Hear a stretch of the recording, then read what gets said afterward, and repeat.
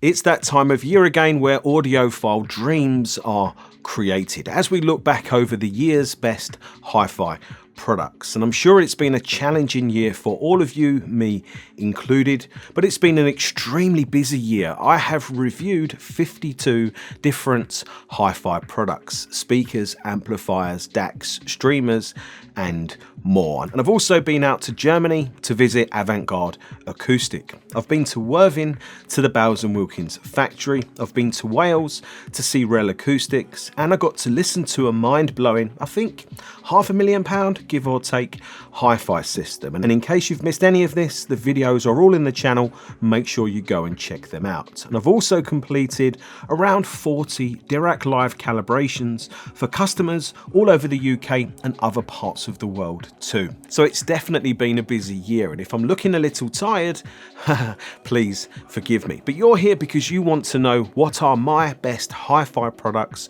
of 2021, and that is really not easy because I've looked at lots of excellent products ranging from £200 to over £30,000. But I think it's important that we start with the big one.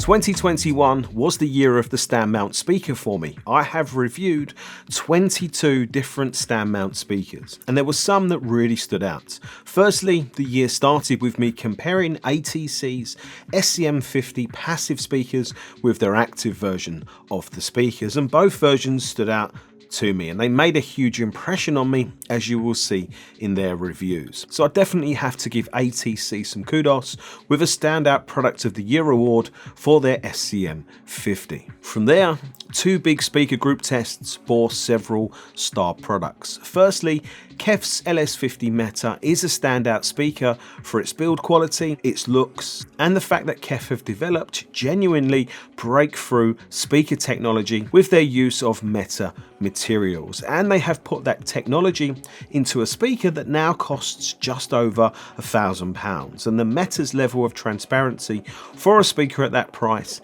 is incredible. However, sitting and listening to music is supposed to be something that we do for fun, to relax, or just to enjoy our favourite music. And I think with that mindset, Acoustic Energy's AE500 for around the same money as the KEF is another great speaker in its own right because it does a lot right and nothing wrong. So those two were standout speakers for me.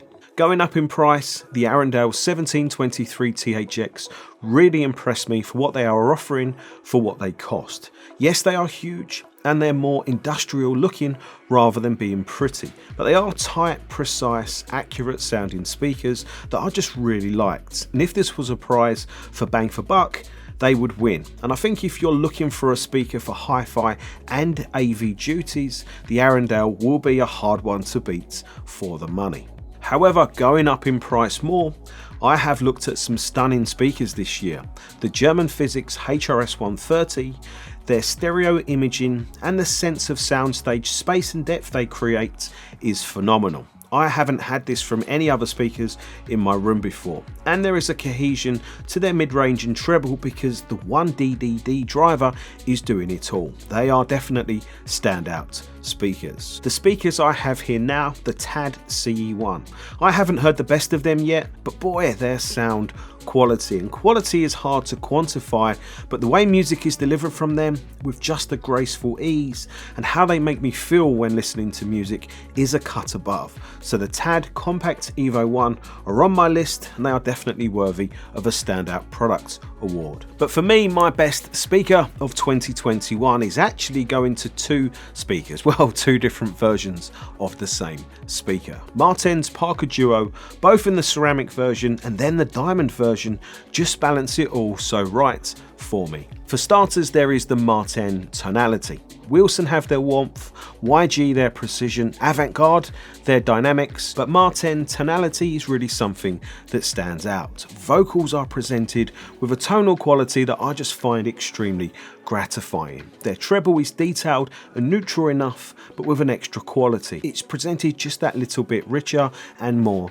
delicate, and their bass is outstanding. It's the bass that gets me, and the rest just wins me over. And as far as speakers go, they just seem to work really well in my room from a bass point of view, which is obviously really important. They are also heavy, inert things with a stunning quality finish and expensive, yes, but really special speaker stands that feature isolators from ISO Acoustics that I'm sure help the speaker disappear more. And while I know that is not everything, I definitely think it's influential. But either way, my best speakers of 2021 are the Marten Parker DUO.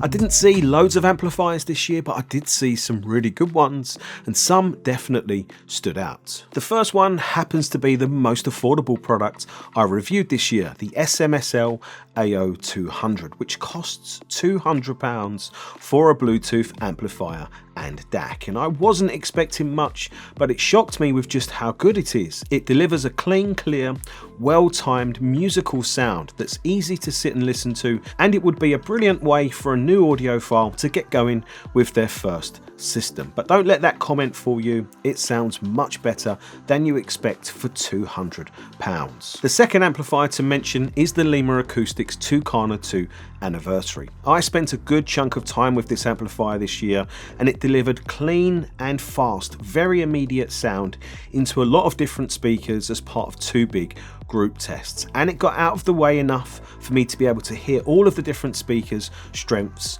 and weaker points. I think it will work better as an amplifier with some speakers more than others because of its very neutral, quite upfront sound, and when I paired it with the Marten Parker DUO ceramic, that combo sounded sensationally good. The next amplifier I want to mention is the Kinki Studio EX M1 Plus that I haven't officially reviewed yet. I was hoping to by now, but sadly I just run out of time. But I have listened to it a reasonable amount, and wow, what an amplifier for the money. So even though a review is not published, it still gets a standout award for 2021 because it's hitting big on the bang for buck scale. But I haven't compared it enough yet to know how high on the scale it's punching. That review will be coming in 2022. And that leads me on to my winner of the best amplifier for 2021. And I know everybody really wants, a people's champion product to win an award like this, but I have to say that I am definitely not picking this product as the winner because of its price,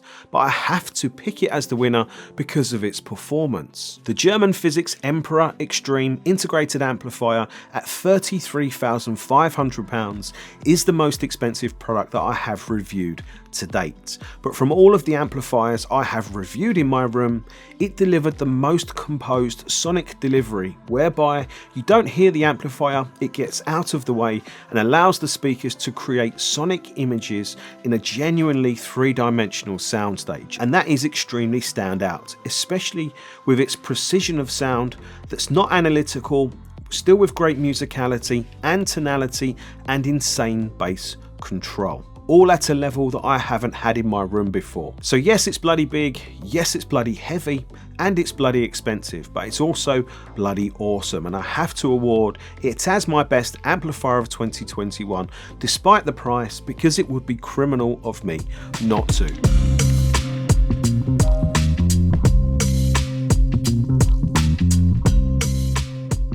For my best digital product of 2021, I've actually looked at 5 different R2R resistor ladder DACs in the last year, and 2 of them have really stood out to me. First was the Hibiki SDS DAC. I loved its sound, smooth and detailed, but with immediacy. A great balance of what makes R2R DACs compelling, but without the drawbacks that some have. But I was having a few issues with it, and I want to revisit this DAC next year with my system set up differently, and I'm hoping for even better sound from it. The second DAC was Metrum Acoustics Adagio, which is a DAC with a preamplifier. And I got to listen to the Adagio with Metrum's older Transient 2 and then their brand new Transient 3 chip module. So that is a pricey DAC pre, but the sound quality is absolutely fantastic. But I have 2 more R2R DACs here.